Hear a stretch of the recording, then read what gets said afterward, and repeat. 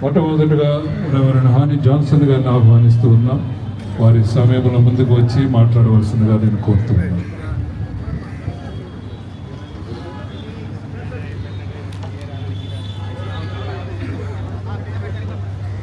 అందరికీ ప్రభువైన యేసుక్రీస్తు నామములో శుభములు. ముఖ్యంగా ఈ యొక్క ప్రత్యేకమైన కార్యక్రమాన్ని రాజమండ్రి ఈ పట్టణంలో ఏర్పాటు చేసినటువంటి దేవుని చేత పగడాల గారి యొక్క సంస్మరణ సభ అని మనమందరం ఇక్కడికి కూడుకున్నాం. ఈ సంస్మరణలో ఒక మాట జ్ఞాపకం చేస్తాను. ప్రవీణ్ పగడాల గారి యొక్క అనుచరులు లేకపోతే ఫాలోవర్స్లో నేను కూడా ఒకరిని. ఆయనతో చాలా జర్నీ చేశాను, చాలా నేర్చుకున్నాను. అందులో ఒక మాట చెప్తాను.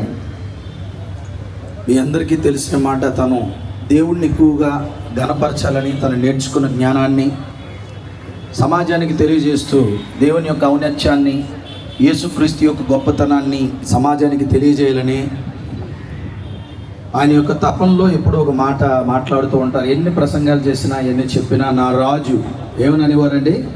నా రాజు, మై కింగ్, నా రాజు నాతో ఉన్నాడు, నా రాజు నన్ను నిలబెడతాడు, నా రాజు నేను ఘనపరచాలని రాజుగా ఆయన చేసిన రాజుని ఘనపరుస్తూ ఉన్న తరుణంలో ఆయనకి హఠవన్ మరణం వచ్చింది.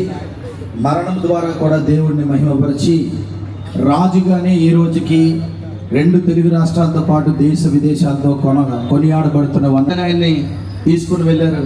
నాకు తెలిసి సంస్మరణ లేకపోతే ఈ యొక్క సభలు జరగడం అనేది ఒక మనిషి చనిపోతే ఒక్క దగ్గర ఒక ప్రాంతంలో జరుగుతాయి.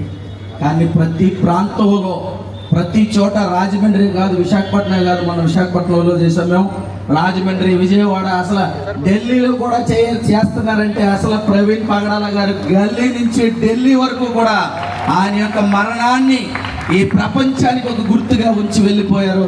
అలాంటి గొప్ప సంస్మరణ సభలో నేనున్నందుకు, నేను చెప్పడానికి నాకు ఇచ్చిన అవకాశాన్ని బట్టి వందనాలు చెల్లిస్తూ, ఇక్కడ క్రైస్తవుల్ని ఆయన సంస్మరణ సభలోనే కాదు, ఇక్కడ నుంచి క్రైస్తవ ప్రపంచానికి సంస్కరణ కూడా జరగాలి.